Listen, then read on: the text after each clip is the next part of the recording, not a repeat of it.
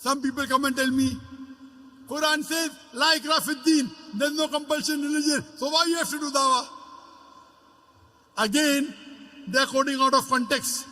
What they're quoting is a verse of the Quran of Surah Baqarah, chapter number 2, verse number 256, which does say, La ikrah fid din, there's no compulsion in religion, but they put a full stop where there's no full stop. The verse continues, there is no compulsion in religion, truth stands out clear from error. And whoever has rejected the evil one has held the hand of Allah subhanahu wa ta'ala, which is the strongest and the best. That means there is no compulsion in religion, but truth stands out clear from error. You have to reject the evil and come to the truth of Allah. You cannot force anyone at the point of the sword or point of the gun and ask him to accept Islam. That's not allowed in Islam. But you have to convey the message. Convey the message. If they don't accept, then you can say La ikrah fid din. That doesn't mean they don't convey and say La ikrah fid din.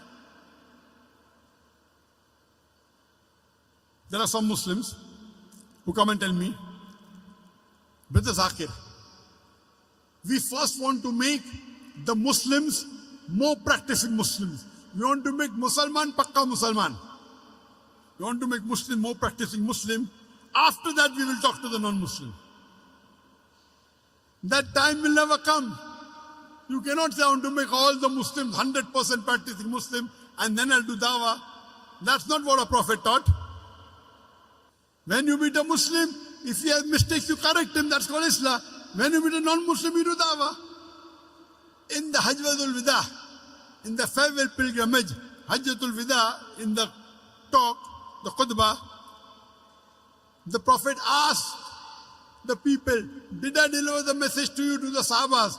There were 124,000 Sahabas. And all of them said, yes, Beshak, you have delivered the message. Then he said, all those who are present here, deliver the message to those who are not present here. And more than 80% of the Sahabas are buried outside Arabia. Doing what? Making Musalman Pakka Musalman. They went to do dawah outside Arabia to deliver the message to the non-Muslims. It's the duty of every Muslim that he conveys the message to the non-Muslim. When he meets a Muslim and he finds some mistake, okay, do Islah. Correct him. But when you meet a non-Muslim, you do dawah. Which is more important? Suppose there are two patients who come to a doctor. One patient has a common cold, the other has a heart attack. Who should he treat first?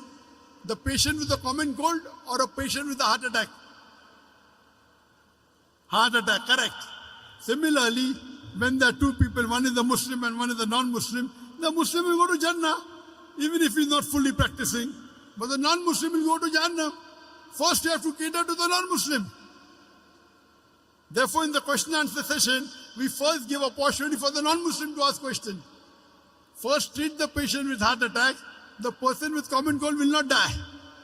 But if you don't treat the patient with heart attack, he'll die. So first, if you have to do both, dawah and Islah, speak to the Muslim and non-Muslim both. But if your time is limited, first you speak to the non-Muslim. When we go to non-Muslim and when we talk to them, they see you Muslims are following Islam. Therefore we cannot talk to non-Muslim. I said, this is nonsense. I don't agree with them. Do you know today, the Christian missionaries, there are hundreds of thousands of Christian Muslims throughout the world. They are knocking at the doors of the Muslim. And do you know, most of them, they drink alcohol. Do you drink alcohol? They drink alcohol. Who's better, you or they? We are better. Many of them do adultery. Do you do adultery? No. Who is better, you or them? We are better. With all the drawbacks, drinking alcohol, doing adultery, doing flirting, yet they are converting thousands of people to Christianity. Why are you afraid?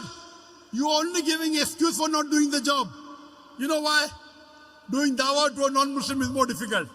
To a Muslim, even if he doesn't like it, he won't retaliate. The non-Muslim will retaliate. So you want the easy way out. Only giving excuses.